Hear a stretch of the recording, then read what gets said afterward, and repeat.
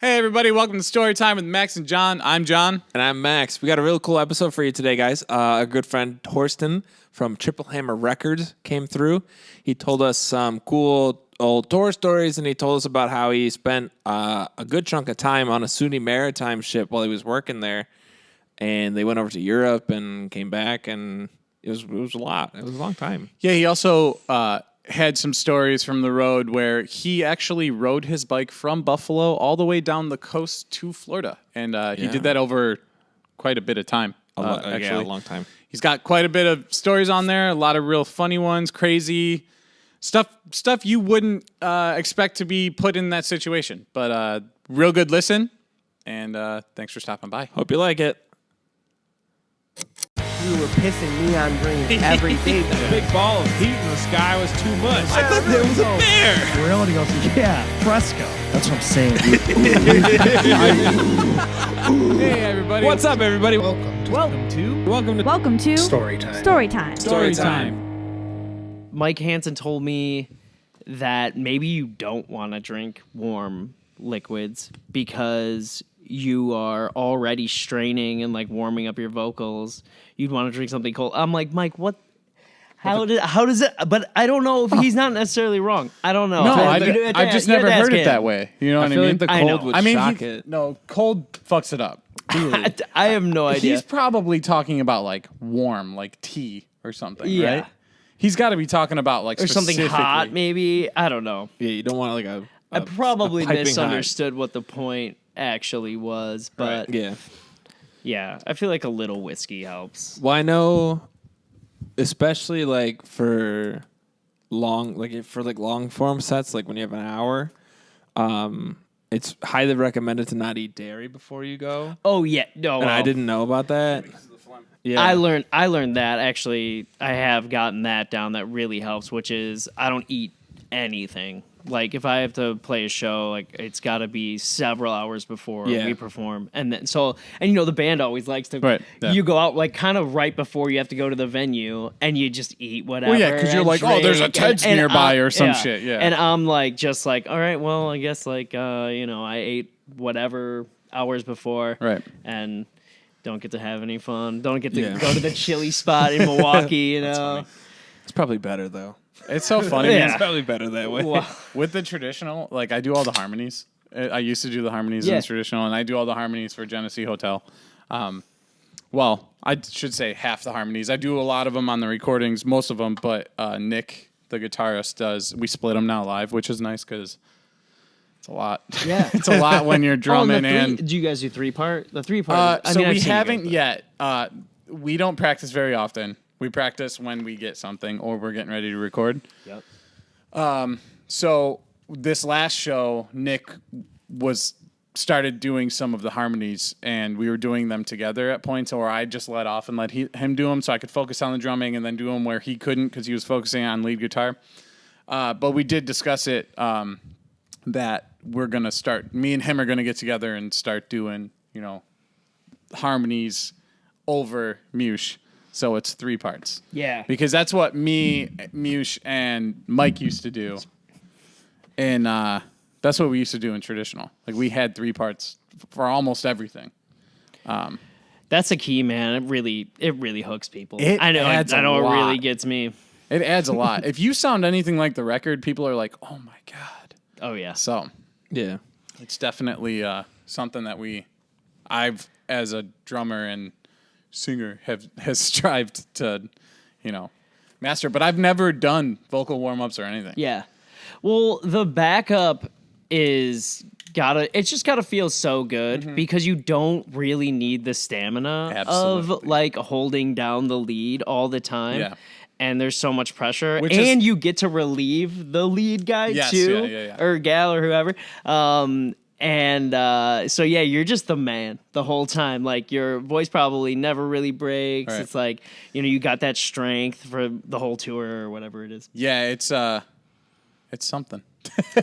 It takes a lot out of drumming and singing at the same time. Yeah, but it really is like what it is. recording with Norman Toronto is always something because the bass player will do backups, but he likes to do like in the studio, he'll do like just one takes of everything I do. Okay. So he'll like take the whole lead part and do it. And like I'm there like having blasted my voice for 5 songs. And he'll come in and be like, oh yeah, I really like this song. And then do the whole thing. And I'm like, dude, you should just do lead vocals. Like, why am I even here? But, you know, to do that every night and to do that for the whole recording. And, you know, eventually I'll feel better about it. But dude, it's music is a beautiful thing, but it's also like it's just so much work, you know? Yeah. Well, there's a lot to deal with, you know, there's people's egos and your own expectation and, you know, just a ton of work. I mean, with Thomas Harvey, like that's my project. Right. I write everything and, you know, ask folks to play it with me.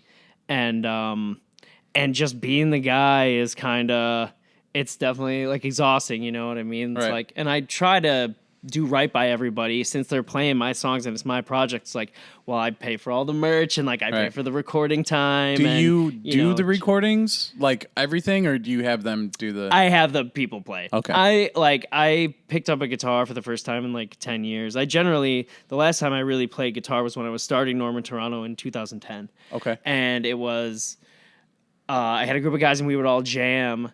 And I was like, well, we should really write some songs. And everyone was at that age where it's just like, well, you write the songs or whatever, like da-da-da. And so I did. You know, I picked up a guitar and I wrote like 4 or 5 songs. And then we got the band rolling from there. And eventually I could put the guitar down and just focus on vocals and lyrics and stuff. And the rest of the guys would write.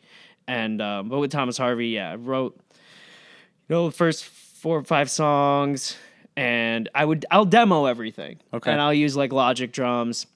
And get them to a point where it's like, okay, this is the tune. This is what I'm looking for, kind of. And when I bring, I generally work on it with one of the guitarists from Norman Toronto, Tyler, and so I'll send him stuff in Chicago, and I always expect or I'll work on with Mike Daganese too, friend of mine who does Settlement here in Buffalo, and. When I always send these to these guys and I expect them to be like, well, we should probably change it because I'm really open to that. Right. Like I want the tunes. I think there's something there, but I want the tunes to be as good as they can be. And I know I'm working with some really talented guys. And they always are just like, no, this is good. Right. We'll just roll with this. And I'm like, oh, all right. You know, we're doing the thing. So tell us about yourself. Well, I'm Torsten. I grew up in Amherst.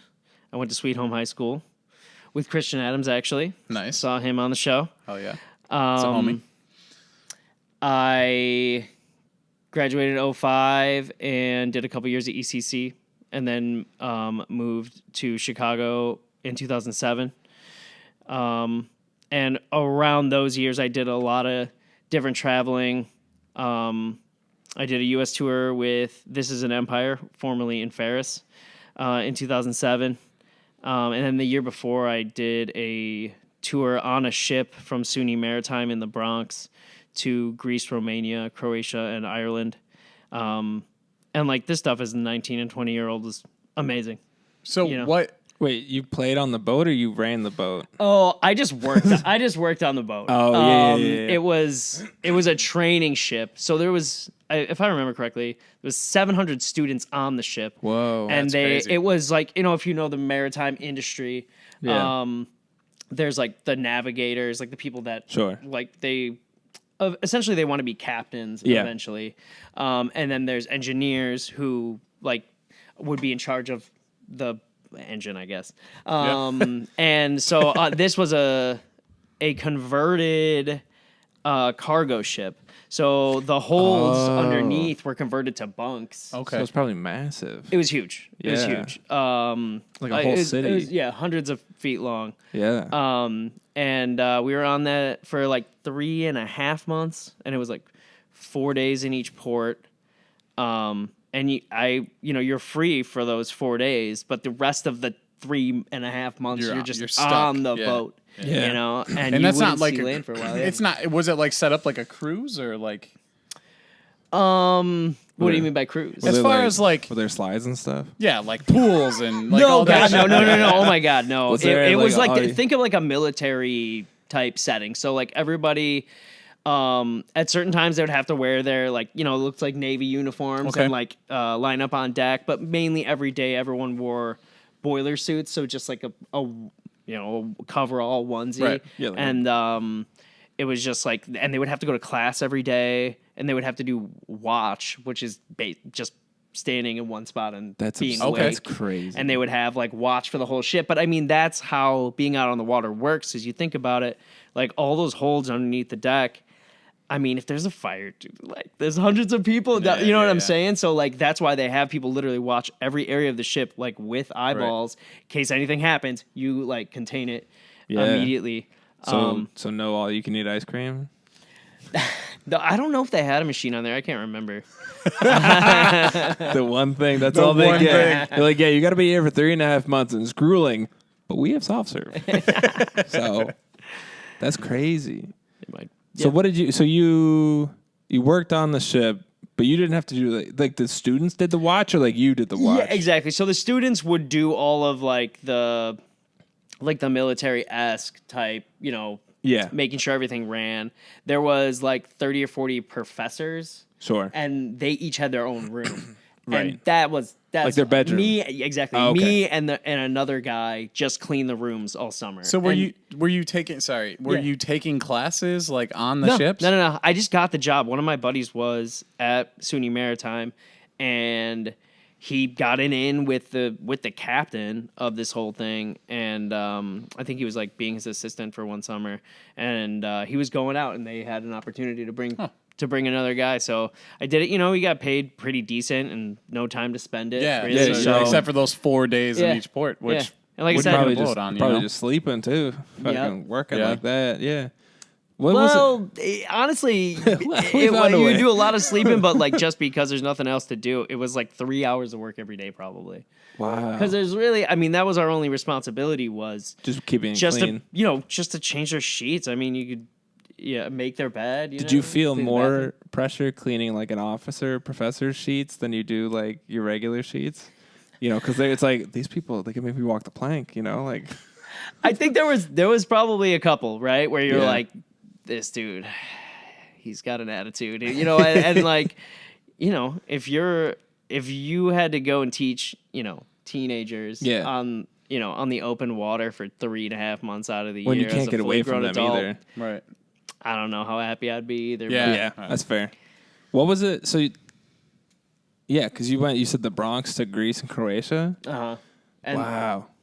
I think that was the order. So it was like we went to Greece first, Croatia, Romania, and then looped back up to Ireland, and then went back to New York. That's crazy. But honestly, it was like it's so funny because I didn't realize it until on the way back. But it's only like a 4-day sail from Ireland to New York. But we took what? That's actually not bad. We at would all. take 2 weeks.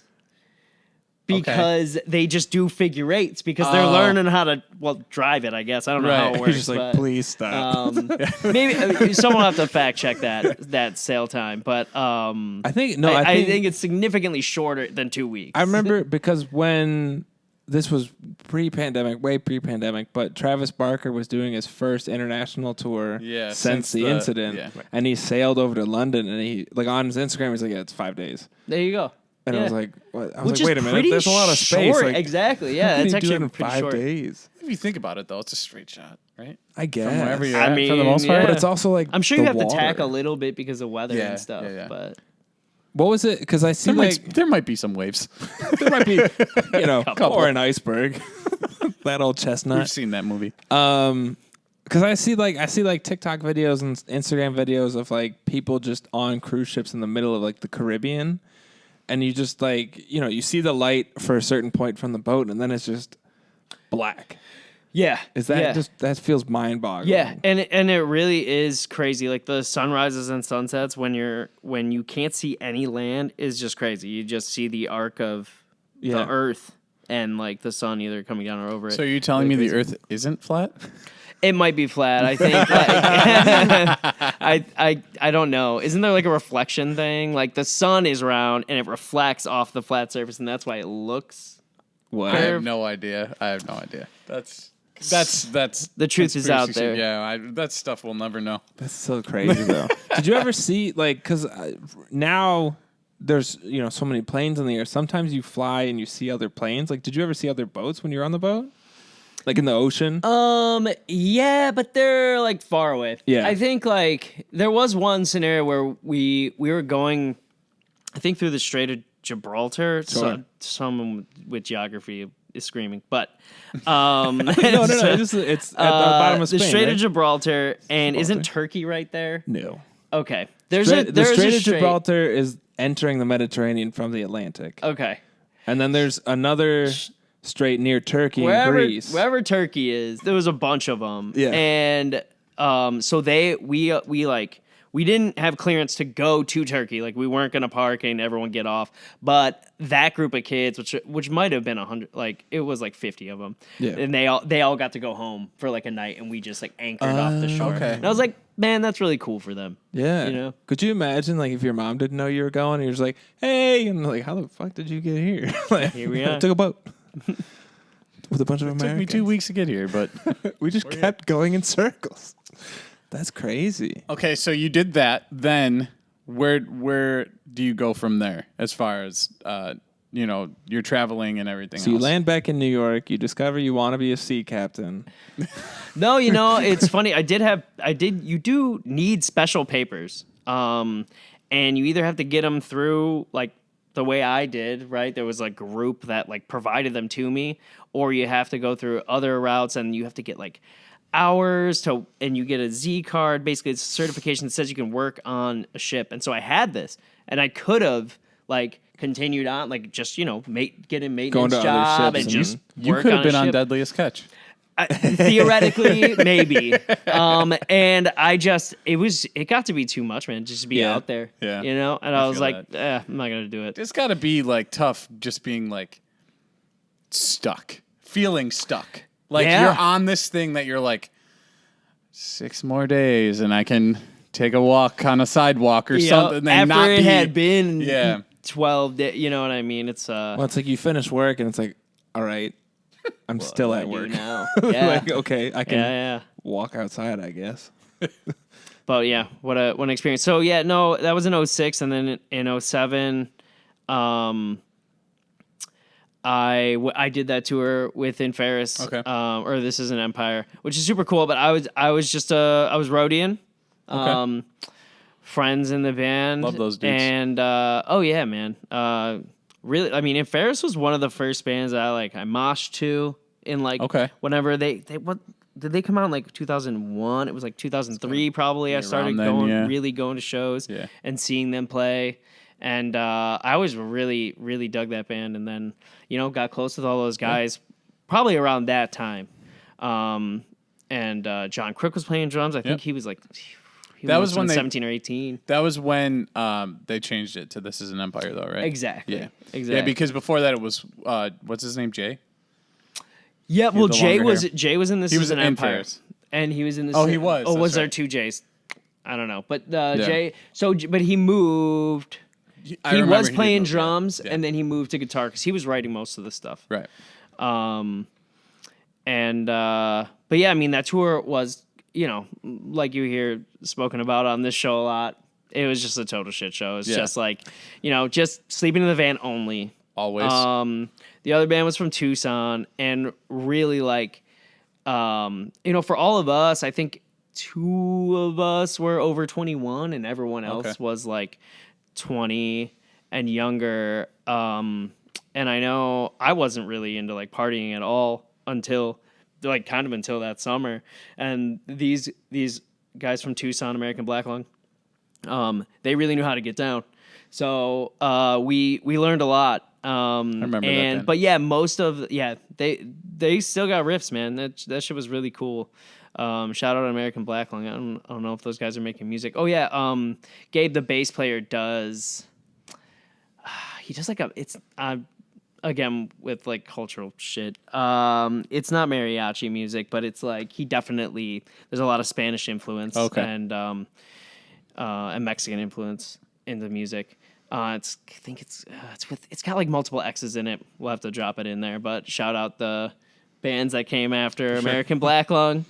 So yeah, we were doing that thing, and I mean the shows were all pretty bad. A lot of them fell through. Typical. Van had a radiator leak the whole time. Typical. Did you have AC? Did you have AC? I think at least for part of it we did. That's insane. We started with AC. I think for part of it we did.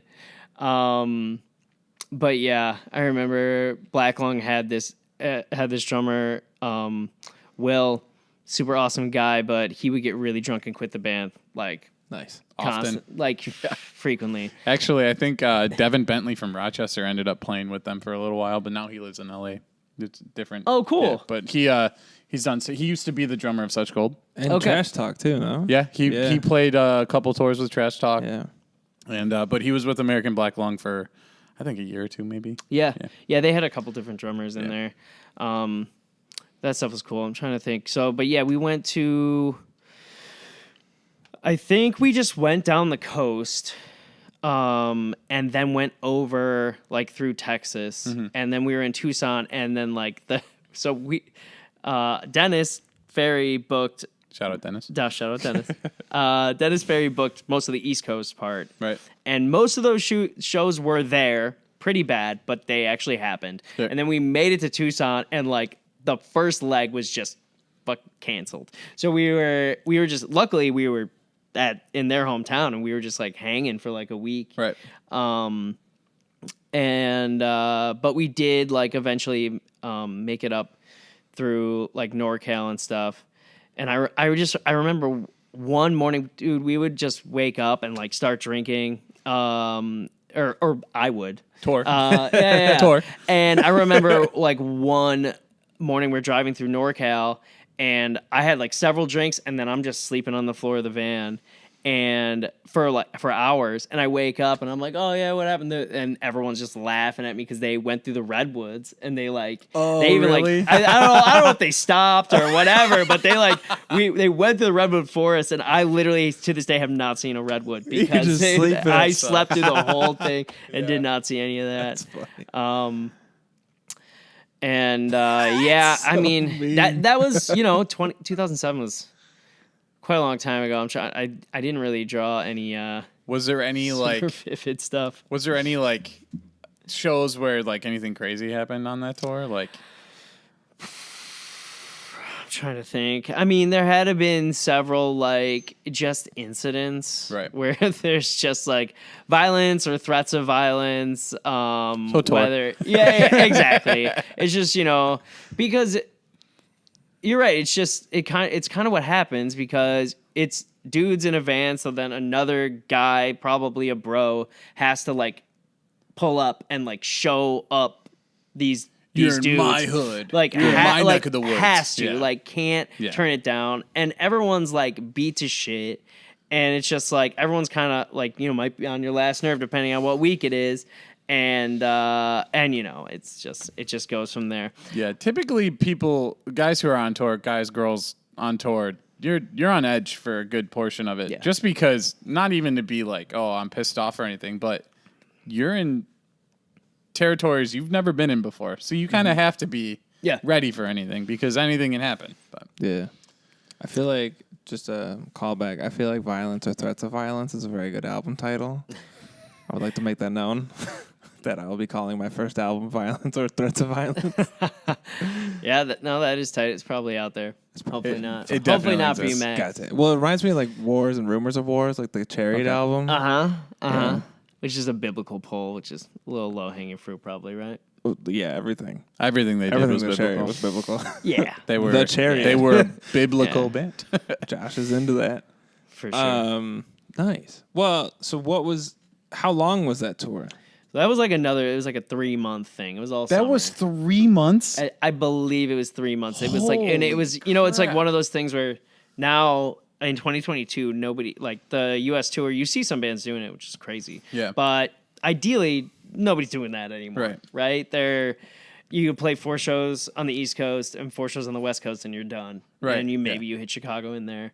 And it's just a huge undertaking but that was still part of the model for a band that wanted to get signed or Yeah. like have an actual play deal. as many shows as you can Yeah. in this amount Yep, of time. and you hit every market, and even the smaller markets, and they would do better than the bigger markets, right? When Yeah. you're a smaller band, Yeah. you get more kids out there. They're more excited about it because you're there and you're from wherever, Right. and they're in like Montana. Oh, it's or a whatever. touring band. They're national. I think that's so funny because so I knew Crook at that time. Yeah.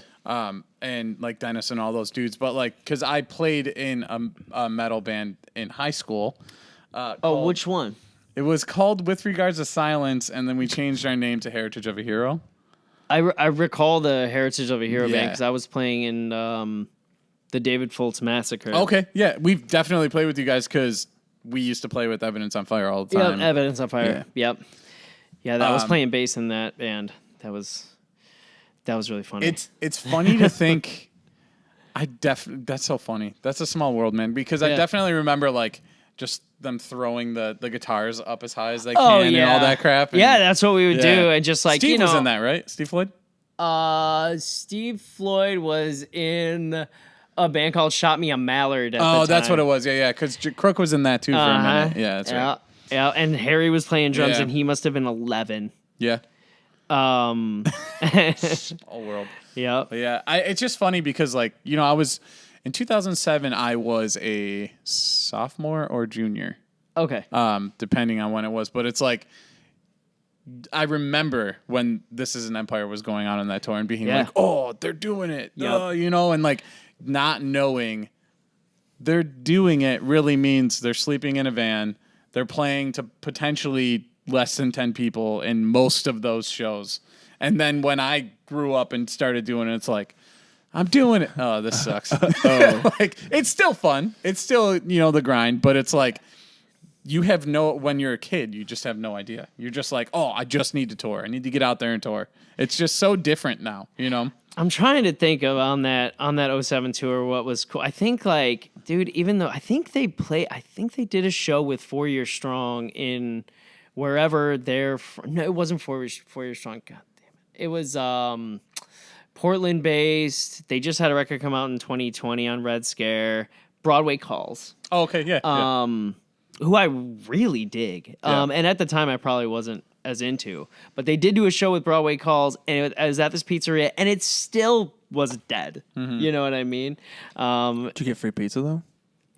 I don't even think so. I think that they were it was either non-operational or they were closed. Oh, Yeah. And not That's making lame. pizzas at the time. Lame of them. No paid in pizza. No paid in pizza, all I man. want. It was Taco You don't Bell have to pay me, again. bro. I live for pizza. Pizza. Goddamn tattoo. Nice. I like that. What do you think about Chicago style pizza? I think it's overrated. I like it. I enjoy it. There's a time for it. But it's not. I grew up in Buffalo, man, so I'm all about that. No, it's cool. Upstate New I always York. ask because my wife is from Chicago. Okay. And she won't touch the stuff. She Really? She doesn't even really like buffalo pizza. so weird. She likes New York. It's thin. Yeah. Thin What's crust. your Chicago pizza spot though? If you have to do deep dish, honestly, the two big ones, Giordano's or Illuminati's, they're both fine. I think I like Illuminati's more. I can't remember, but because we don't even do it, when we go back, we don't even get it. But Chicago style, the Chicago thin crust is basically New York. It's Maybe, like tavern style, isn't it? and it's cut into squares. Yeah. Is that what Yeah. that is? Yeah. And they Yeah. do a pan crust too. That's really popular. It's really good too. Where'd you live in Chicago? I lived mainly in Logan Square and Gotcha. Humboldt Park, Gotcha. and I went to college in Albany Park Nice.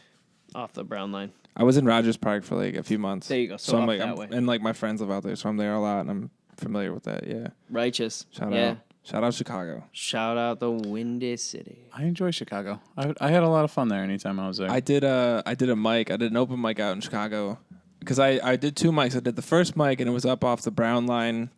I don't remember the name. And it went well and I was feeling like hot shit. So I went to a second one, a late night, a midnight one, and I went up and I made a joke about, because it was right after the Bills lost the playoffs in the 13 seconds. And I made it, and it didn't really hit that well. And so I was like, all right, well, at least I'm not a Bears fan. and I lost the entire room. Oh man, you can't do that. You Yeah. know better than that, dude. But the best part is that I did that. I did my set, but when I got there, I got a Sprite, and the bartender was like, "Do you want to keep your thing open?" I was like, "Yeah, sure. I might get another one later."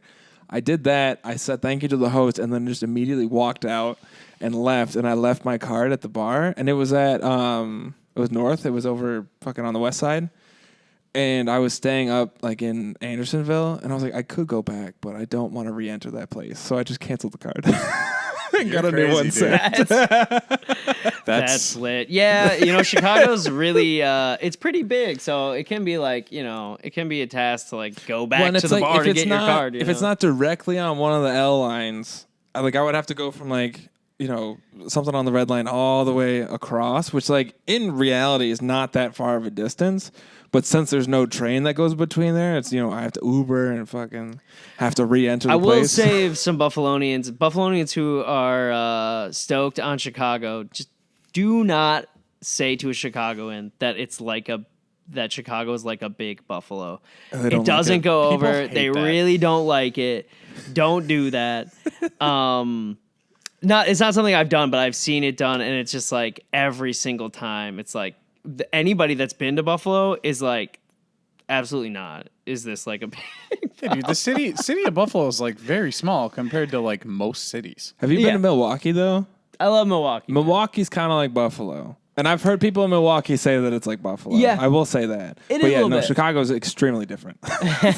Chicago's almost the opposite. Milwaukee's tight because you can just take the train like right there from Chicago. It's like an hour. Yeah. And it's close enough that, we would play shows up there with Norman Toronto in the early aughts. And that was great. And we would play in Kenosha a lot too. Let's see, what else you got So here on that your was list? that was 07 there. Okay. And then after that tour, I went almost directly from the road and moved to Chicago and finished up 2 years of school.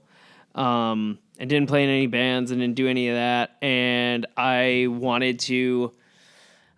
became like really infatuated with bicycle touring. I was riding my bike a lot in Chicago, and I really wanted to do like a big tour.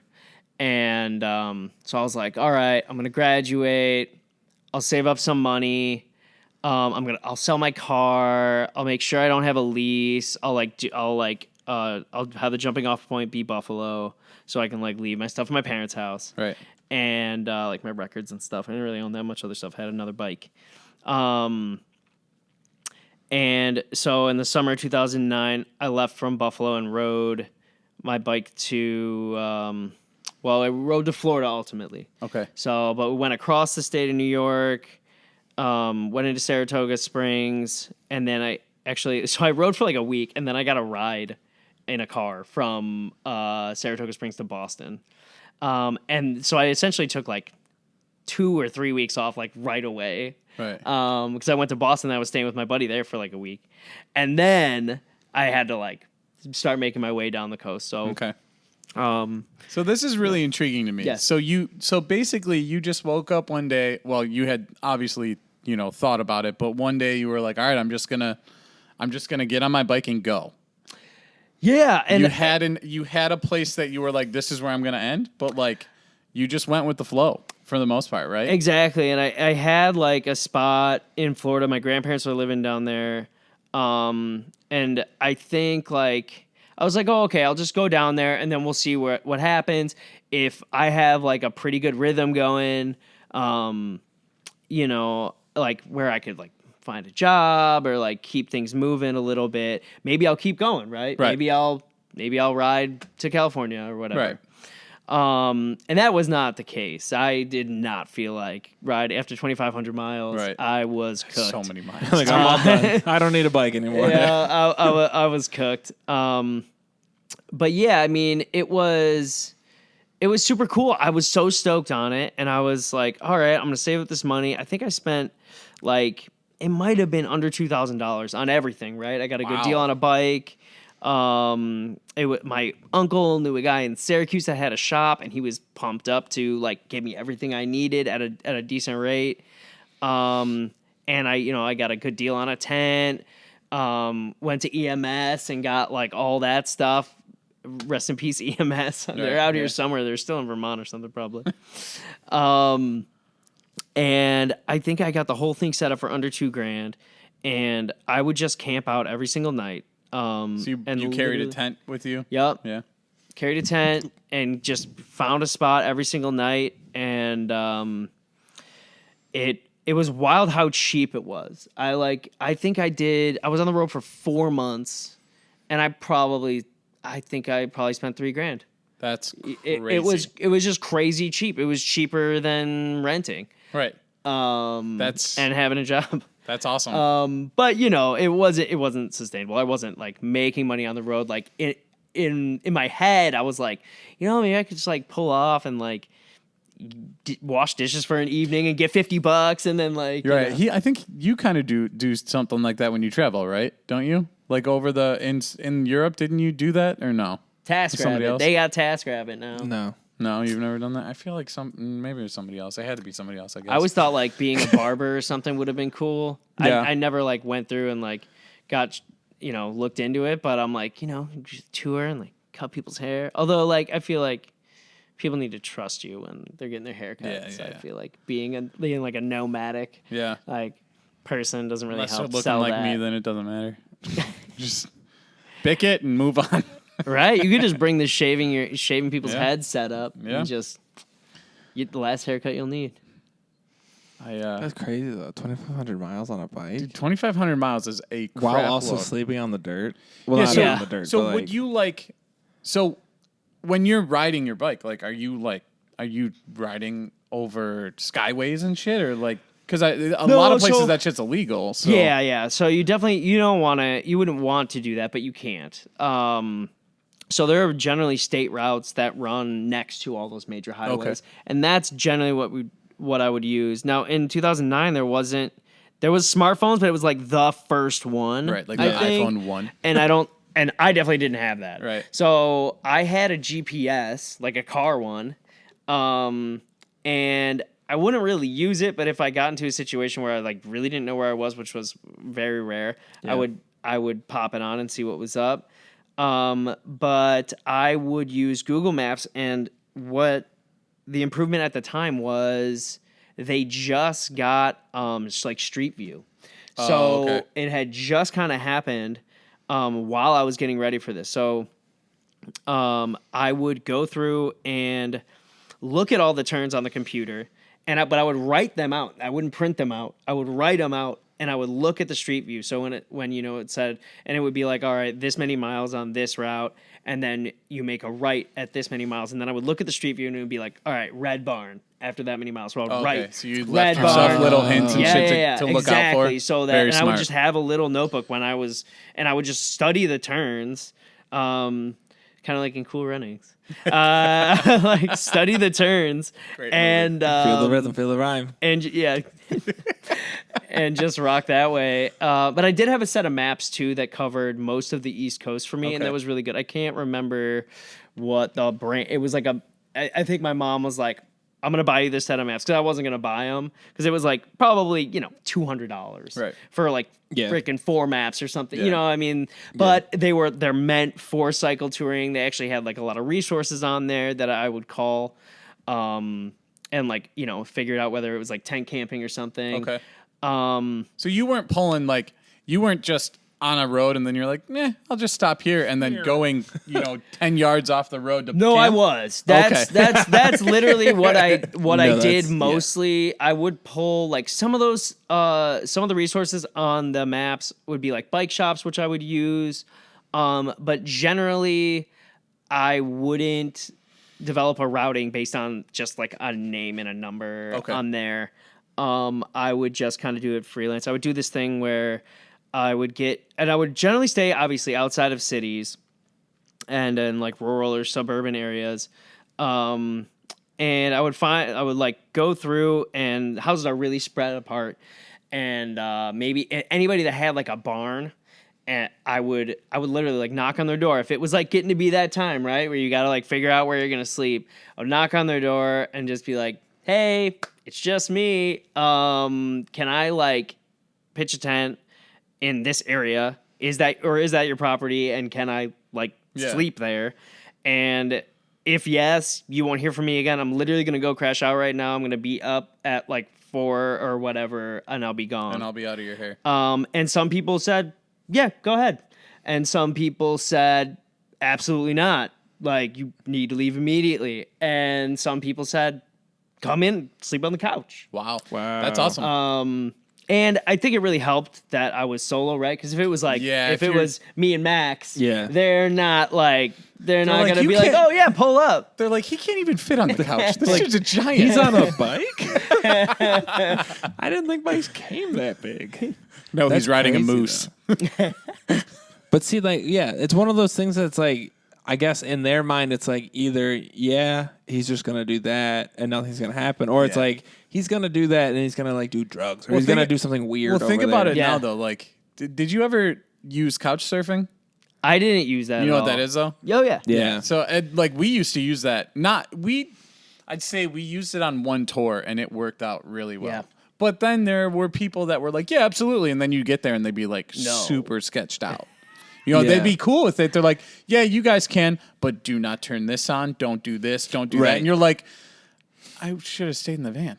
Yeah. But I bet you that, imagine you did that with the actual apps and stuff now. Because there's just an app. That would be so easy now to just have a place to crash for most of the time. When you ever, when you slept on the couches, did they ever feed you or anything? Or was it just Yeah, usually it was regular hospitality, Yeah. mac and cheese or something, nothing crazy. That's probably get inside, take a nice shower, and then have a big plate of But mac. I was set up. I had family. I had friends in Saratoga and Boston.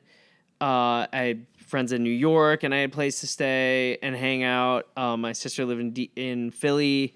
My cousin was living in DC. I had a connect in Richmond. Okay. So literally the East Coast was easy for me because every 2 weeks, 10 days, I would have a spot. Right. So even if it was 10 days in between showering or something like that, I was in the tent every night anyway, nothing really mattered. It's just you too. Yeah. It just me. You had an end game though. You knew that I'm 6 days away from my cousin's house, and then I can shower, get a good night's sleep, and then whatever. Yeah.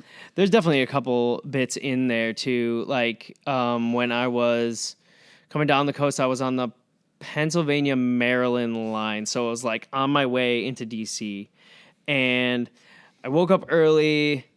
It was pretty obviously in the summertime, in the early morning. It's always dewy, wet. And I think I left my gloves outside, so they were all wet. So I wasn't wearing them.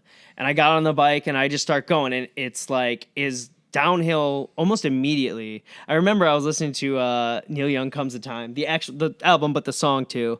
And I'm coming around this turn, and it's wet. It's wet, and I didn't give myself enough time, and I literally am trying to brake because it's super steep, super turn, and I end up just washing out into this bank, but it's one of those banks, if you're familiar, it's all just rocks. Yeah. They just threw all big rocks. They're all this big, and they're all sharp. Right. And it literally popped my tire immediately, wrecked my rim, and I end up with all this road rash, and it's super downhill, and I was cooking. Your worst fear in that. On that Oh, trip. it was terrifying. It was What you were terrifying. really trying to avoid happened. But it's so epic to look back on, because it was comes a time when you're drifting.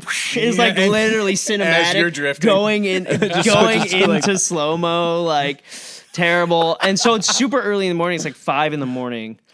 And so nobody's driving by. I actually really needed help.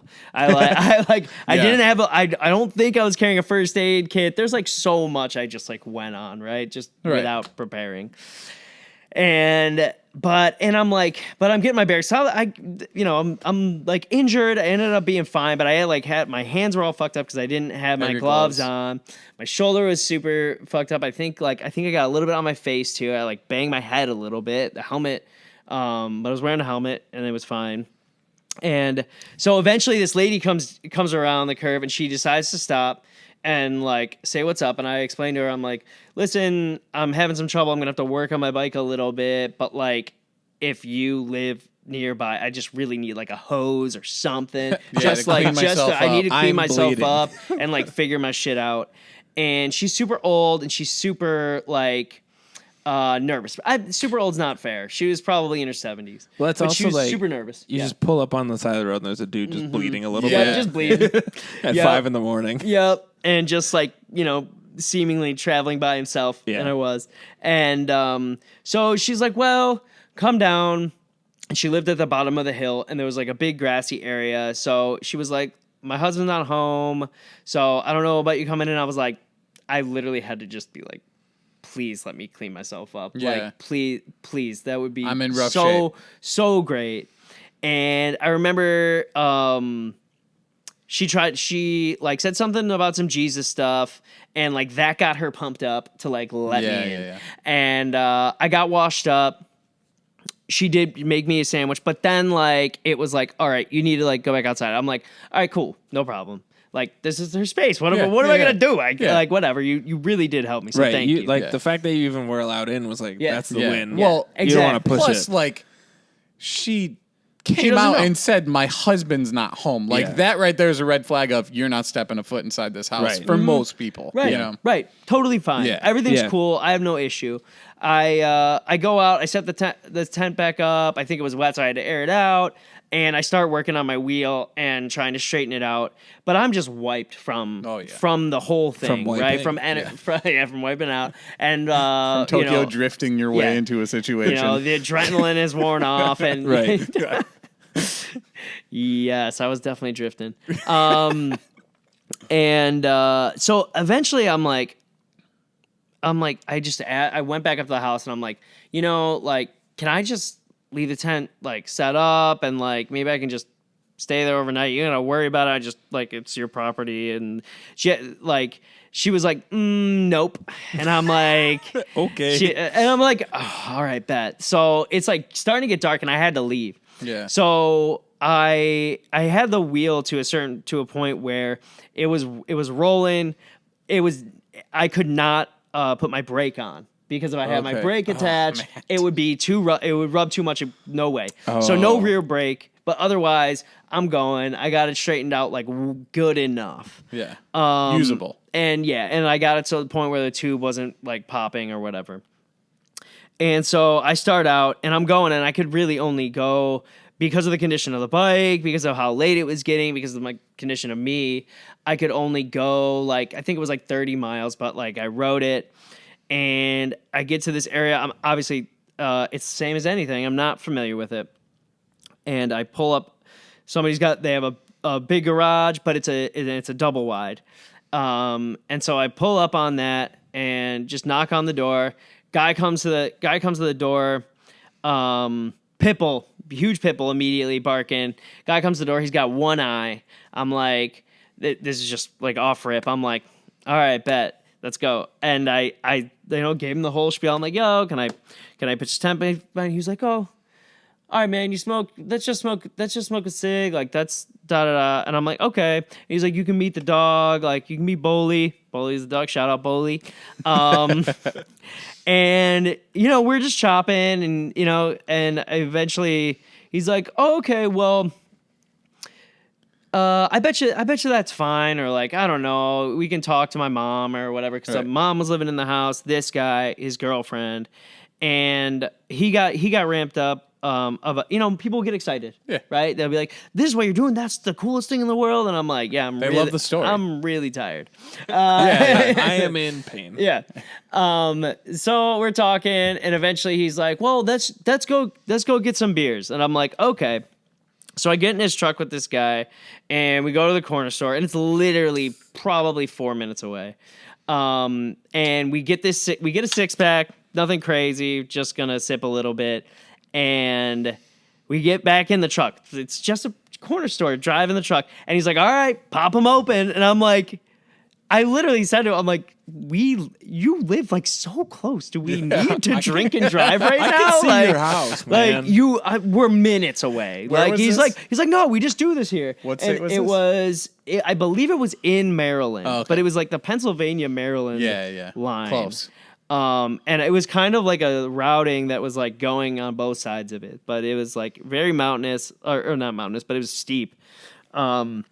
And so whatever, we're drinking, we're on the 5-minute drive back, and we get back, and he called his nephew, and he's super excited. He's like, my nephew, he loves riding his bike and doing crazy stuff. Like he's gonna love it. It's his birthday today. He's 15. I'm like, all right, cool. He's like, yeah, we'd just love to meet you. I'm like, okay, great. That's cool. Let's hang. And so we pull up, nephew shows up. We're chatting. It's his birthday, so I believe it's his aunt or grandma. I can't remember who. He was like, oh, we can give you this gift. And grandma gave the nephew for his 15th birthday her homemade bong. And that was like it was a re-gift, but it was like an important re-gift. Yeah. At any moment, did you ever think, did I hit my head that hard? Is this real? I felt like I was on the other side of the table because when I pull up and people are like, oh, I might be a little freaked out by this person. I don't know what they're going to do. Now I am in a whole scenario where I don't know what these people are going to do. I'm freaking You're like, and I'm like, I'm alone. this is what, yeah, like this is right. But everyone, it's all in good fun. Right, for sure. Good people. Oh yeah, no, Some strange people, but good people. Great Well, it's like folks. he was doing weird stuff, but he wasn't doing like weird stuff, but we get there. Yeah. We totally get there, my friends. Love that. So we continue the evening, have a couple drinks. Nephew's got to run. And girlfriend comes home, and she is the sweetest person. These people are all super nice. Does she have 2 eyes? Or one?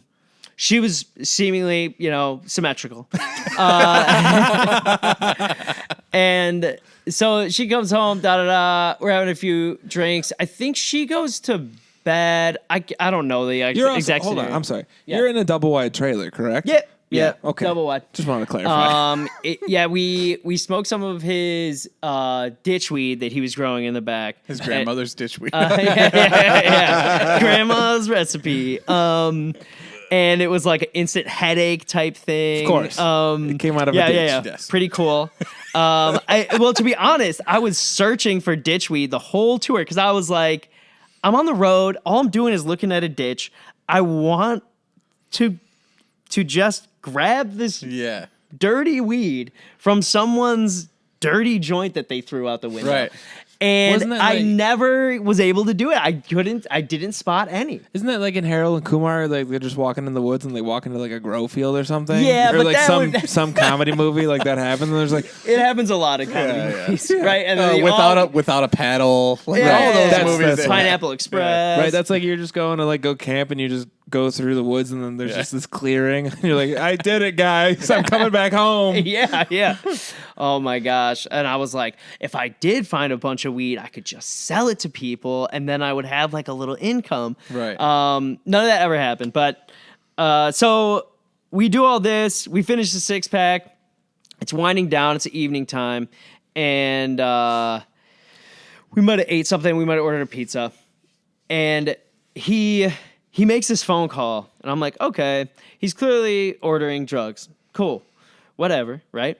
And so the dealer comes by, which is fine, but didn't come in, just drove up, made the deal, and he comes back inside. And I'm like, okay, double wide trailer. These folks, from what I can gather, are not super wealthy. So like buying cocaine and doing it, man, that's rough. But okay, whatever. But he goes in the kitchen immediately, and I'm like, oh, what are you doing? And he's like, I'm cooking the coke, man. And I'm like, perfect. Oh. Yeah. We're doing something else today. Yeah. We were making that rock. So You're like, it is Tuesday. I gotta go. and I am literally telling myself like, do I need to go? Do I do this crack? I'm here for an experience. Right. Like this is character building stuff right here. This is like part of the novel. One day I'm going to be on a podcast and talk about this. Yeah. But I like- did not. He definitely offered me crack, and I did not do it. I think it literally had a lot to do with me crashing less than 24 hours earlier and I was like, I need to get on the road. Like, I need to get to DC. I need to get my bike figured out. Like, I need to be up early and work this out because if the wheel gives out, then I'm going to have a bigger problem and all this stuff. And I was like, crack is not going to help me. That's also, I mean, just like the Southern hospitality. Like, he offered it to you right away. He didn't even think about it. He's like, we're going to do that. Well, I mean, I'm sure if you're in the throes of that kind of addiction, Everyone's maybe there. you just Yeah. want a pal. That's wild. But he did have a pal. His girlfriend came out and smoked crack with him. He did have a pal that was not me. Yeah. And so they're smoking crack. I'm like, all right, this is weird. And the vibe goes to shit, obviously. People are on crack. The mom comes out and she says, she starts freaking out. She's like, you guys are cocaine freaks, da-da-da. And then they start screaming at each other, and they're yelling at her because apparently even the days before, she had tried to kill herself swallowing bleach in the trailer. Oh, my God. So He it walked got- into a mess. Yeah. And the dog, like, it's a pit bull, so very emotional. Yeah. And, like, owner's strung out. The dog is crying, running, or like, not running around, but just being anxious.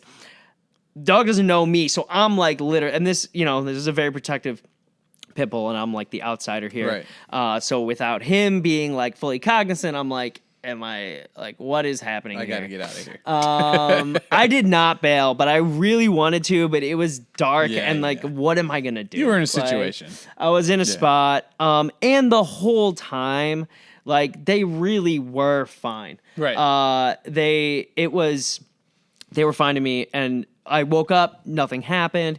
Old girl, the girlfriend, she texted me about how I was doing during the rest of my That's tour. Nice. She would hit me up on holidays for like years after. Wow. That's awesome. And they ultimately were super nice They and were generous good people. They just had their issues. Yeah, Had a tough they situation. had As some we all do. issues. Yeah. Yeah. And Do you have any updates on them, or are they? no, I lost communication with them. Yeah. I probably have the number. The guy, we did not exchange numbers. He was, he was in a tough spot. But Put it on the bottom of the screen if anybody recognizes this number. I hope that they ended up all right. That's wild, But yeah, though. wait. So that kid who turned 15 would be like, what happened to in that his, kid? in his mid-20s now? Who knows? Maybe he's. Well, they were talking about what he really liked to do, and they were like, "Yeah, we just hook him up to the sled, and then we pull him with the 4-wheeler in like on the dirt jumps, and he loves it, man. That's He just like redneck. does." I'm like, "Yeah, That's real redneck. yeah."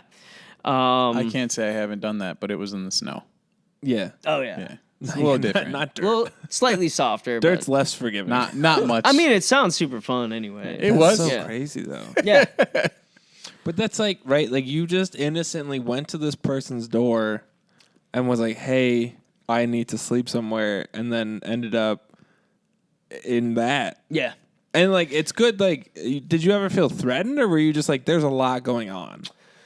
I never felt actually threatened. It was just not a comfortable situation Sure. because you didn't really know. Like, I'm not familiar with crack and like what people do on it. So as far No. as I knew at the time, it was PCP, right? It was. It could have been like, anything, yeah. It was anything, and I didn't really know what was going to happen.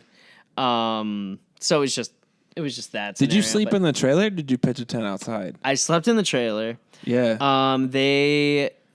They were, like you said, they were very hospitable the whole time. So, and they were very aware of how they looked doing what they were doing. So they were not going to let me sleep outside, right? Because for all of their flaws, they wanted to make sure that they showed that they were decent Sure. and that they were going to help me. And that was all true. I was just super uncomfortable. And in that Yeah. moment, you had less than them. Yeah. And they could show you. Yeah. yeah.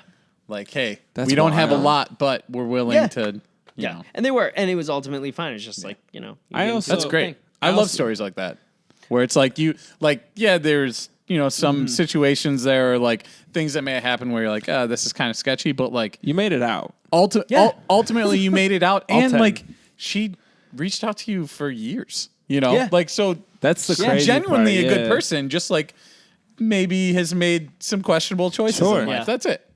Definitely has me thinking back to some of the spots I stayed. I remember Stay in a crack house. I don't know. there was an abandoned house that really it freaked me out, but I did sleep. I didn't sleep in it. I slept outside of it. Were there people And inside it? No, squatting? but it was like one of those spots where like Were it there ghosts? like people were around, so kids found it. Yeah. And there was just like, that kind of stuff where they're ghosts. Maybe it was weird, dude. It was really weird. that feels like the It house. Have you seen the newer It? No, I haven't Okay. seen either of the It's It's, I fine. don't think. It's terrifying. I didn't like it. I I had to should close check my it out. eyes. I genuinely had to close my eyes while watching it.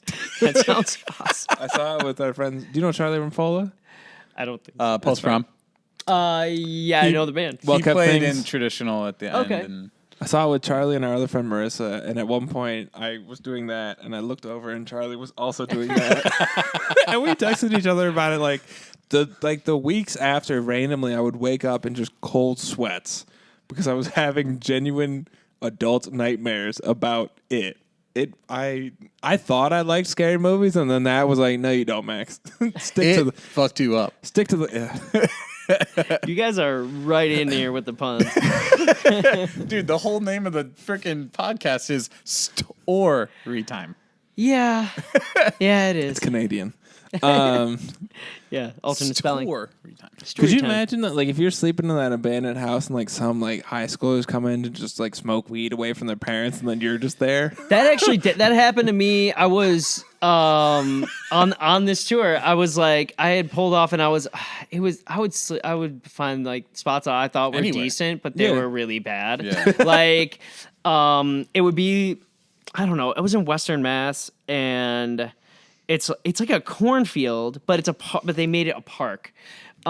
So it just had like, and I'm like, okay, so the visibility from the road isn't great. Yeah. But people use the park. Right. But I came up on it at 8 p.m. on a summer evening, so it wasn't that much happening. So I go back there, and into this trail, and there's these two kids.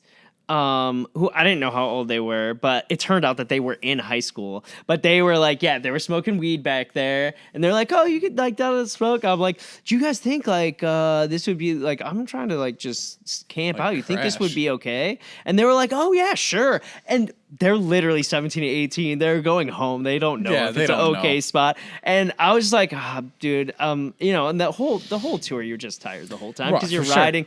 Riding like at least 50 miles usually a day. And so I just whatever, pitched the tent, and it was dark anyway, so whatever.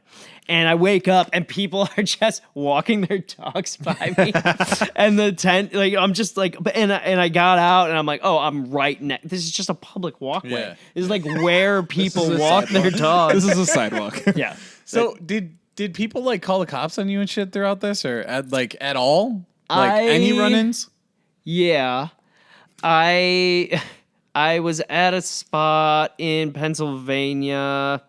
I can't remember. It might I cannot remember the town. But It's probably for the it was best. like outside Philly, a couple 100 miles probably. Whatever. Actually, that probably doesn't equate to Pennsylvania still. But either way, I was in Pennsylvania, and it's a small town. So I pull up on a shop, and I'm like, trying to get a Gatorade or something, and I thought it was like a convenience store, but it's just like this weird crap store.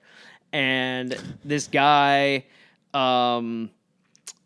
he's like older and weird, and he goes by Paul Bear. And I'm like, that, like at the time, I was like, oh, the dude's name is Paul Bear, like a bear. He's into American shit, we'll say. Americana. Americana, the actual American shit. And he goes by Paul Bear. The OGs. And this guy, I'm like, hey, I need a place to camp. Can you help me out? And he's like, oh yeah, just go. There's like this place like right by town, and just go ahead and pitch your tent in the backyard of this house, like, or go down by the water there. And it's like, dude, it's in the middle of town. And I decided that, like, okay, I'm gonna take this guy's advice. And so I get in the tent, I pass out, because I'd be going to bed early, and the cops wake me up and they're like, hey, what are you doing? And I'm like, Paul Bear told me I could like camp out here. And they're like, what the fuck are you talking about? And I'm like, shit. All right. And they're like, well, do you have any weapons? I was like, no, I'm riding a bike. I don't have like a gun. And then I was like, I probably should. But That's actually not a bad idea. And so they were like, well, there was arson in the area. And that's why we decided to stop you because we're doing this. And I was like, all right, well, you can search me, you can do whatever you got to do. I was just sleeping. And then they were like, okay, fine, you can go, but you cannot camp here. And I like had to find another spot. And then it rained for I did find a spot that worked. Then it rained for 3 days, like straight. And I was like, I'm not riding in this. So I just stayed in the tent for 3 days in this weird Pennsylvania town. What did you do with the bike when you were in the tent? I would just leave it outside, and I would usually always lock it to itself pretty much. Yeah. So or they couldn't walk just away so with it, you can't ride away with it. Security was lax. an oversight. Yeah. That's wild. Yeah, it's you gotta have so many stories. That's it. That's There's crazy. tons. Yeah, that's crazy. Buffalo to Florida. What part of Florida? West Palm Beach. Wow, So, that's deep Florida. yeah, when I got across the Florida border, that was the first night of the tour. I was like, I'm gonna get a hotel. I'm gonna get a motel. Hell I'm yeah. gonna spend Holiday Inn. $100 or something. Yeah. Yeah. And I spent $100, and it was terrible. It was like, I should have slept in the dirt. I should have. But the thing about Florida is There's a lot of stuff out there that'll exactly bother you. If you want to ride along the coast, which is where you want to ride, it's all populated. It's all heavily populated. Right, yeah. There's not any space that's really open. So Yeah, it's just like the center. I stayed in a motel. It was a terrible experience and not worth anything, and I hated it. Like the shower, like the water was brown. I don't even think I showered. But then I stayed in KOAs. So I was paying whatever you got to pay to stay in a KOA. It was probably $40, but I literally was looking at the routing, and I'm like, I got 4 more days of this. I don't even care. I'll spend $100. I don't care. Right. Every night, I'll spend $100. Yeah. And the KOAs were cool because you were safe. You could take a jump in the pool. You could take a shower. You could grill if you wanted. Right. Whatever. And the next day, I was gonna ride I think 80 miles, and I was going to be at my grandparents' house. And the day before that, I'm at a KOA, and there's these Germans, and they had gotten married, and they rented a VW bus, and they were literally driving. I think they were driving from the West Coast, so they had already been on the road for multiple months. And they're like, I was like, oh, okay, like whatever, saying hi, we have a few beers together, whatever. And I'm like, well, where are you guys going next? They're like, we're going to drive from here directly to Niagara Falls. And I was like, Yo. wow, that's crazy because I'm right from there. And they were like, well, we're going there. And I was like, I don't think I want to do this, but could we throw the bike in there? Could I go with you guys? And they were like, I'm like, you're on your honeymoon effectively. And they were like, nah, we've had 2 months with each other. Not that they, they're obviously not going to be with each other, but they're like, it would be fine. We actually wouldn't care. And I was like, they said they were going to make the straight drive. So it's 20 hours. I would help drive, whatever. And so I literally had a way back with all of my stuff at that point, but I hadn't reached where I was going yet. And also I was like, well, my grandparents weren't even there at the time. They were still, it was in the fall when I got there. Right. It was actually when I got into Florida, it was a heat wave in October. And it was 93 to 97 degrees every day for the last week I was riding. Wow. And and humid it too, was probably. oh, it's whatever, Florida. Yeah. Yeah. So And it was completely terrible. So I'm roasting, and I'm like, I was like, my plan was, I had 2 weeks, so I was like, maybe I can get a job, maybe I can like see where this takes me and see whatever. But the whole time I'm like, I knew that I was just burnt, and I'm not gonna, not gonna do anything like that. Because the week before was all in Georgia, and I didn't know anybody in Georgia. I knew somebody in Atlanta, and I was there for like a week, which is awesome. But I had to ride 7 days through like red dirt. I was like covered in dirt through Georgia. I'm trying to think of where exactly I was in Georgia, but I didn't have anywhere to go, and I didn't have my like maps all drawn up like I usually do, and I was kind of out of my element. So I went to those maps that we bought, and I like looked at what was around, and it was like, oh, this camper park is close. So I call it, and somebody answers. And it's just a person, and I'm like, hey, like, are you guys, are you open? Are you, like, can I come and just tent camp there? Yeah. And they were like, no, we're closed. But come by anyway. And I'm like, all right, this is weird. I'm like, yeah, we're still looking over the property, but it's all officially closed. Or I can't actually. like for the season? I think permanently. Oh. That's or I can't remember if I just called and nobody picked up and I didn't have anywhere to go, so I just went there anyway. Yeah, okay. And I pull up. Either way, I get there, and these people, they're having a little party outside a camper. And it had like a whole outdoor kitchen, fryers, fridge, everything out there, washer and dryer. And everyone's cool. I'm saying, I just pull up. I literally just pull up on the bike, and everyone's just cool. And they're like, "Hey, what up?" And I'm like, "Hey, like this is who I am. This is what I'm doing." Yeah. And they're like, "All right, well, join the party. It's all good." So I meet these people, and they had access to like a 6-wheeler, and they were looking after this property. I don't know. They used to be the campsite managers, but it did fold, and they didn't have anywhere to go. Right. They talked to the landlord, whatever, the people who actually owned it, and they were like, yeah, just look after the property and you can just stay here, and maybe it was rent-free or maybe it was cheap or whatever. Yeah. So they didn't do anything. They just hung out and fried panfish in their fryers. Sick. I pulled up and I had, for the first time, just fried panfish, which you just gut it. It's a little fish, like a bluegill or something. So they just gut it, bread it, and throw it in a fryer, and then that's it. So it's like there's all these bones in there, and you just like kind of just eat around them. I don't know. They also made. This is my first time having cheese grits, which is a thing in the South. Cheese whatever. grits are good. Cheese grits are real good, and it was great.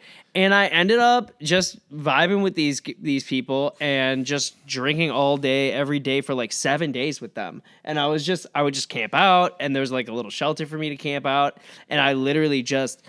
I don't know what we did every day, like go out on the 6-wheeler or just sit there. And it was cool. But eventually I was like, I gotta go. I'll stay here forever, just drink.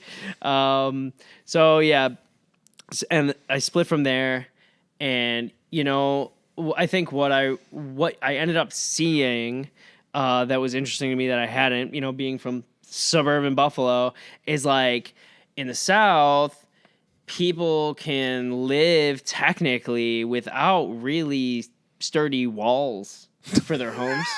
Yeah. And it was super sad for me to see that. Just like people in like Max is like, this is good material. He's right laughing here. and he's like, oh. Yeah. Okay. No, I think that was just one thing I took away is like you really see poverty a lot more. Well, that's a buddy of mine's from Macon, and he said they call them shotgun houses because you build them up real quick and you put them generally in the direction of where the wind goes the most, so that you get the wind through it. Yep. So it has side walls but no front or back wall. Yep, it's pretty much like that, and there's like literally they'll make them with like tar paper and stuff. Yeah.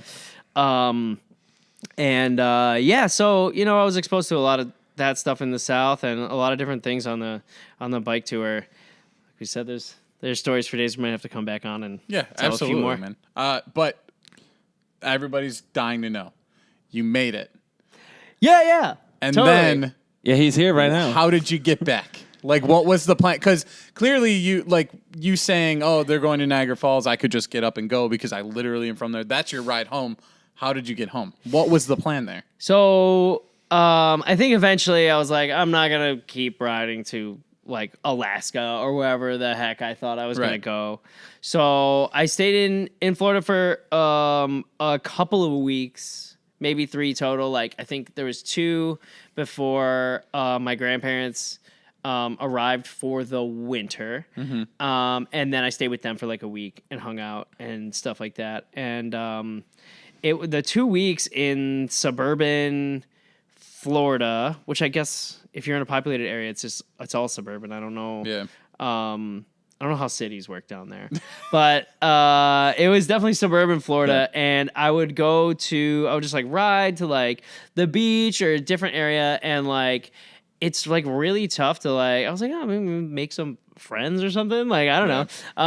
And I ended up talking to a couple of guys, and it was, of course, the sketchiest dudes. Like, I don't really understand this because, again, fortunate enough to not have to. But the one guy was like, they were hanging out because the one guy had to turn himself in to do. So it was like bid or to go to jail. So like I don't know how that works, but it's like you're convicted, but you're out on bail. Yeah. And then you can like, but you have to like go to jail. Yeah. It's like the first of the month. It's like you're chill. So they were like, oh well, we can smoke weed and like hang out and whatever. I'm like, oh, because probably do everything he wants to do before he goes away. Yeah. And I was like, okay. So we end up hanging. And I'm like, all right, so like, well, what'd you do, man? And he was like, oh, I pulled a shotgun on my girlfriend and like her new boyfriend or something like that. And it was just like something real. And I'm like, man, why is it you know what? I think I gotta like go. these sketchy people all the time? But what if he was just like, yeah, like I sold crack to the guy with one eye up in Maryland once. That would be bizarre. And, I was there.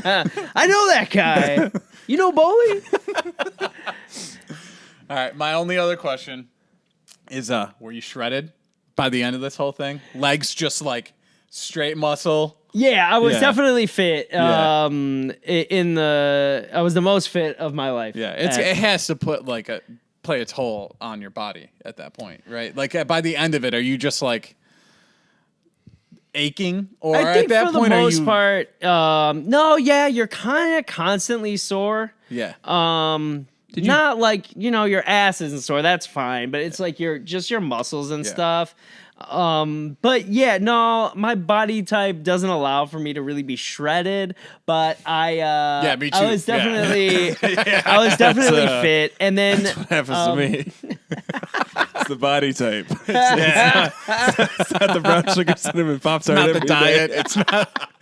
No. That was one really cool thing about bicycle touring is that I adopted the philosophy that I could eat anything. Oh yeah, you're burning because you literally thousands burn of all of calories. it. You literally burn all of it. So you could literally eat anything, and I would generally what was open and available mostly was pizzerias. Right. And they would do in Subway. I actually ate Subway so much because it was in all the gas stations. It's like whatever, and not because I liked it. It was just cheap and whatever. $5 for literally that's a budget eat right there. whatever. And so you would go to these like podunk towns, and they all have a pizzeria.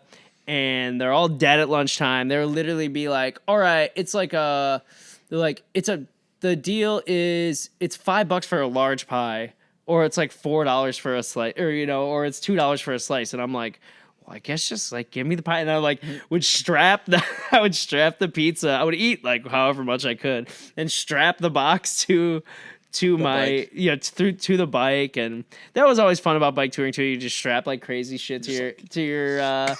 You're like Legolas your but with rig. pizza. Where'd you poop?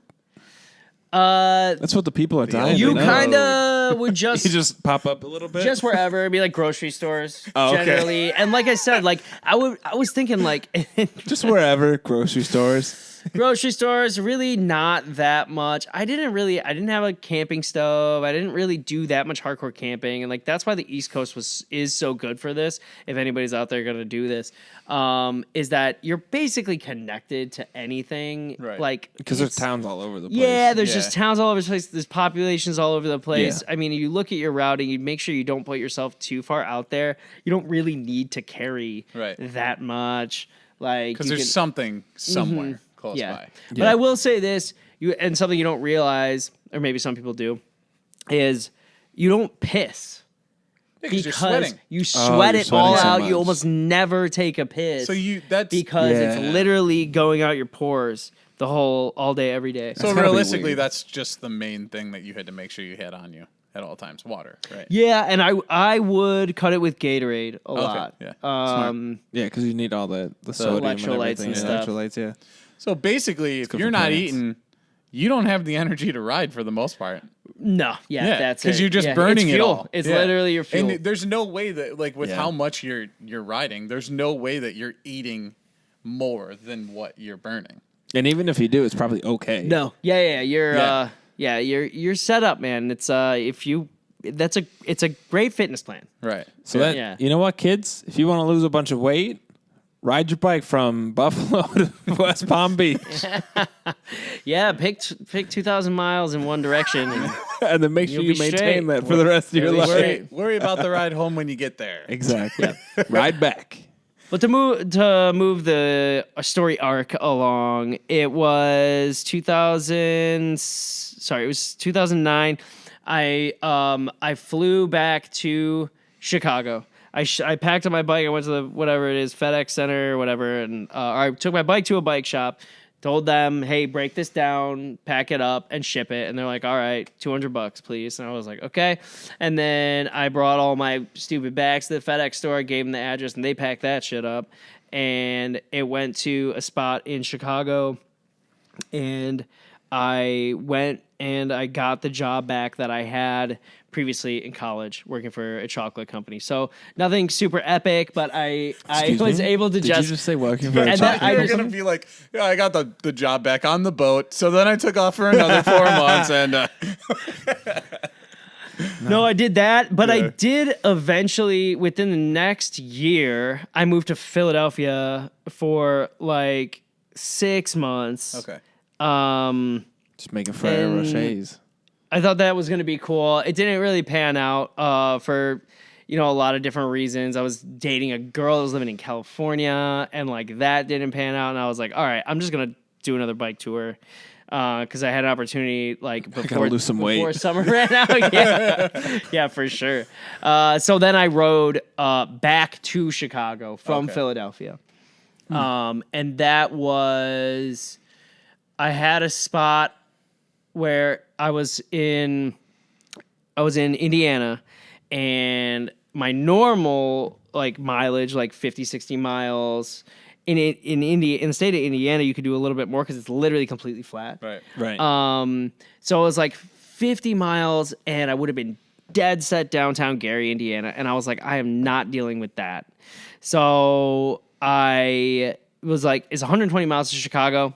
Fuck it, I'm just gonna do it. And I was, regular rig that I always have, which is 100-pound, bags on the front, bags on the back, tent, whole thing, 100 pounds. And I rode that 120 miles and made it to the party on a Friday night at my buddy's house in Chicago. And that was the longest. That's the biggest feat I've done on a bike. You just showed up, your legs are fucking shaking. You're like, Oh, hey! yeah. It was crazy. Actually, I remember, you guys are familiar with Chicago, so there's a waterfront there. And I pulled up, you come up on the south side, so you take the waterfront path for a lot of it when you're going to the north side, which is, where I was going to be staying. And so some people got on their bikes and they met me down in, like, by the fucking, what is it, the fountain? Yeah. Buckingham Fountain. By Millennium Park. No, for the South Chicago one by Yeah. No, I know whatever what by you those mean. museums and shit down there. Yeah. And we rode back up to the north side together, which is probably not that fun for them because I was not moving very quickly at that time. Did they take any of your bags? No. I didn't do any of that. They're like, you made it this far. You're gonna make it all the way, boy, brother. We probably didn't even think about it. That's funny. So yeah, that was a couple of bike tours in there. And you did another one, right? Like a longer one? No. I did the Florida one, and then we literally just that, referenced okay. the other one, Gotcha. just the little guy. All right. And that was like, I think it was like 1,100 miles. Okay. You got a couple Dang, projects we're back. cooking. Yeah, there's a few projects that I've been working on. I have a hardcore punk band here in Buffalo called Thomas Harvey. We have a new EP coming out in October 26th. And a single drop in next week. That's September 28th. Okay. This will be out after that, but we'll throw that For sure. Throw that shit up there. It'll actually be great for the timeline of Like everything. a little more of a second push or whatever. Uh-huh. Hell yeah. Yeah. Or just other shit to post. I really Yeah, for struggle sure. with that. Who knows how to do the internet? I let Millennials. him do all the posting. Yeah, I do. Yeah. I do a lot of the internet. I do all the editing and everything, and I upload everything. I'm like, hey, here, do it. Well, I think to really be good at it, you kind of gotta like make it feel not super wonky for people to Yeah. scroll through a little Yeah. bit, And it's where like they the- can just get what they need from it, and Yeah. then And then, like, if you're lucky enough, you'll hit the algorithm. But it's so hard. But yeah, I'm doing a punk band, Thomas Harvey. We yeah. have some releases coming out on Triple Hammer Records, my record label that I run with my wife and our partner Jake. And we're doing a bunch of different projects I'm super excited about, actually. This band, Bow and Spear from Chicago. We're like an alternative, like grunge type act. They just announced a single today. It'll be out at the end of the week. And they have a record coming out on the label. This band, Gato Black, with my friend Sal. Oh, yeah.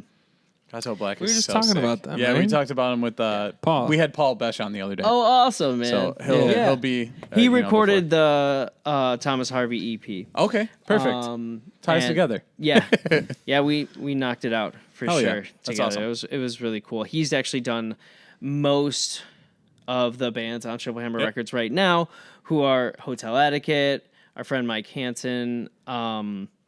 He just put out 3 singles in the past 3 months and is going into the studio with homie from Crime and Stereo.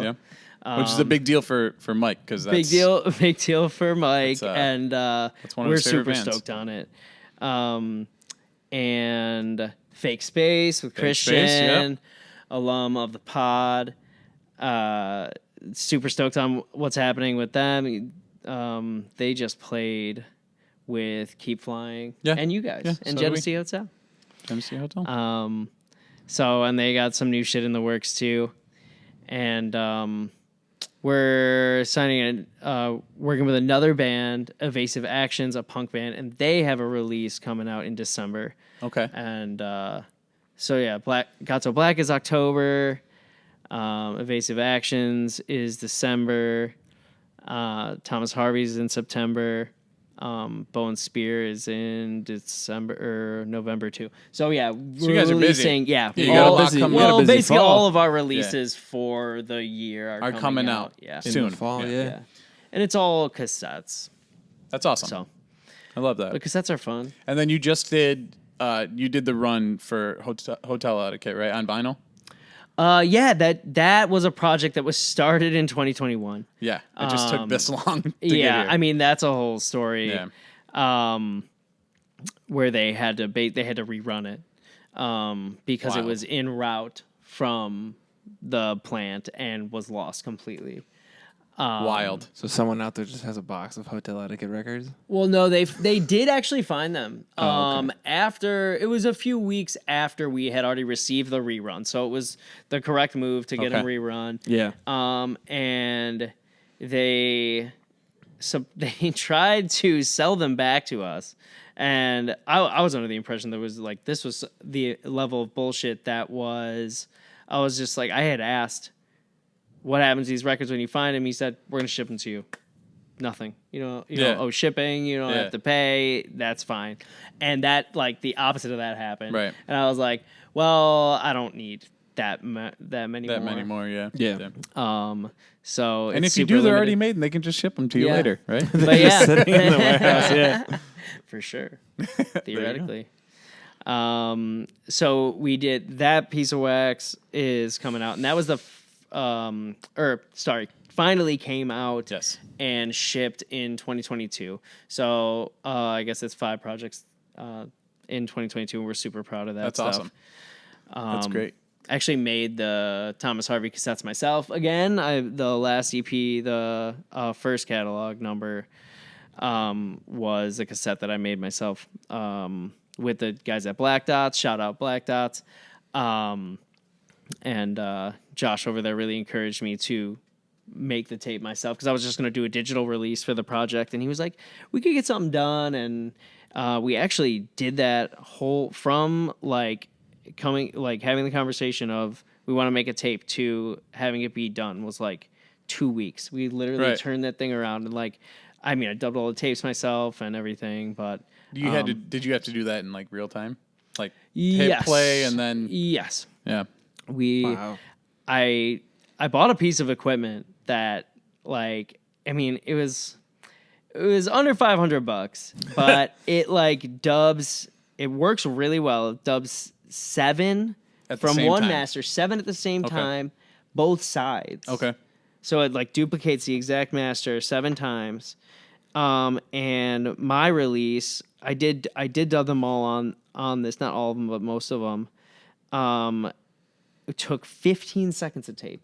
Oh, so wow. it's outrageous, but I wasn't happy with the quality, so I went back and that's a bummer. bought another machine. I just did them by hand. But for the Thomas Harvey release, or I want to do it for some bands, but it's unless it's really short, I don't know, because it's it just takes forever. So yeah, the Thomas Harvey release I think is 4 minutes or so. So it's it wasn't that bad to rip those, but yeah, that's been super fun to take on my own projects a little bit. I'm one of my homies, Jen Ryan, a local artist. You can check her stuff out. It's super cool.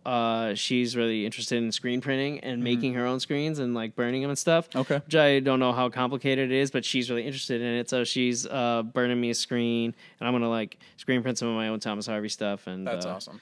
You're keeping yourself busy. Do some DIY stuff. Got a lot going on. Yeah. That's awesome. Yeah. Doing the label stuff has definitely kept me busy, but it's been super fun and really great to have the help of my wife, with the website and stuff and shipping stuff. And Jake Strauser, he runs a whole other business, which is Billy Club. Wow. Super talented, super cool spot. Great food. So if you have not been there, go to Billy Club. It is awesome. Oh yeah. Have Food some drinks. The vibe is super chill. I've actually been ordering, the espresso from there. Oh, okay. Just having a cup of coffee, but at Billy Club, and I recommend it. That's great. I love that. Where can people find the information about this stuff? Most everything's at triplehammerrecords.com. We actually did a merch shop this summer too. We didn't do this hat, but we did this pattern in a couple of different colors. Christian embroidered them for us with Thread Force. So, and that's always a great experience. Hit them up. And they do great embroidery work. And hell yeah. Instagram is Triple Hammer Records. Twitter. I don't know Twitter. Okay. Well, yeah. I don't know Twitter. I don't know Facebook. But basically, just use Instagram, and you can hit up the website and reach out. And we are looking to grow the label. We're looking to. We have some other bands in the works. It's been a super fun time. So that's great. Look into different projects and hear some new stuff. And some people have some bands have reached out too, which is super flattering, super rad. But I guess the bands will. I'm in a band. You got to reach out to everybody. You got to. You got to do it. You got to shop that record. You got to shop. Yeah, you got to get it out. You got to see what's up. Yeah. See if help me help you kind of thing. Mm-hmm. But we appreciate you coming out, man. We appreciate all the it's been fun, stories. man. If you want to come back on, you're more than welcome to. Guys, go follow everything he's doing. It's a lot of great music. The label's awesome. Yeah. Check out Thomas Harvey Cult, Norman Toronto, Triple Hammer Records, Hotel Etiquette. I mean, all the bands. Gato Black has a V instead of an A, I think. I think so. I was like, which I don't know one? if I know everyone's handle. Yeah. Fake Space is real. We'll link them all down in the description. Yeah, too. we'll make sure we put everything down in the You descriptions guys and can just everything. read it. Yeah. Storytimepod.com. You guys can read it. Like and subscribe across all platforms. At Max Kaiser across everything. Thanks for watching. Appreciate it. Bye.